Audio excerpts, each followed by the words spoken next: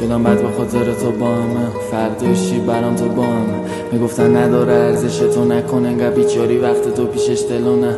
فرق داره با بقیه، گل داده بهم گفته ابدی، حرف ملاکی عمل ابدیه، ولی اینم همون بدی عقبی. خواستم چشاتو کنم رو تنم تتو کارو، گفت نکنی این کارو رو. گفتم چرا میدونم دختر کیه، گفتش برا کاور میای 6 ماه دیگه. گفتی ندارم حوصله بس دیگه دوا، گفتم مثل همیشه بس دیگه. پاییز عاشقینی برام نسه دیگه، نمیخوامت حتی لحظه.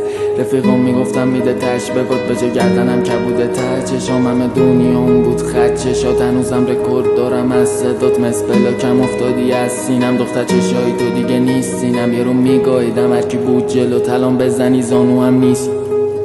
ندادم پیام ندادی تکس، مای دراک سیف شده اکس، جای رنگ بالا میره اکس.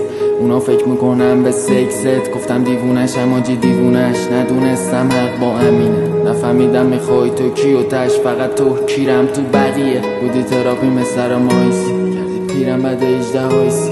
بعد نبودن منو دیوونتم چطور قلبمو کردی آیسی. بعد نبودن منو دیوونتم چطور قلبمو کردی آیسی. میذاشیم قرار جای همیشگی لگه بقیه، توی همیشگی من تا وقتایی که نمیدونستم جز من کیه برات همیشه نمیره یادم. شب تولدت شد آخرین دیتمون جا تشکره، گفتی همه کارامه واس خوشحالیت، بیا اینم گرس واسه توهم. یادت بار اول که دیدمت گفتی چرا میگی اینقدر اذیتم، گفتم دوست دارم دیوونه.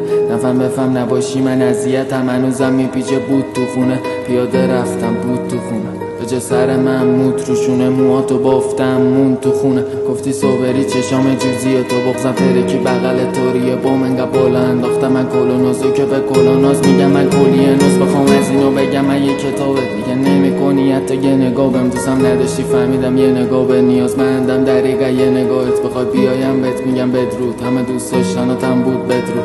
هر روز زنده نمیذارم خودم و من اتاقم برام شده یه ردروم. پسری که بعدش میومد عدو الان تو جیباش داره پاکت پر، قبلا میکشید و میدادش بیرون الان میشکنه دوده توی ریش میسوزه سینه‌اش. گفتی بسه خوبه نباشه از سرت، خط زدم رو تنم نمیره از سرت دیگه، رد دادم من نمیره از سرم. چجوری لاو من افتاده از سرت الان که جامعه بهت میگه نایسی، روی پرومازین نوشته دایس.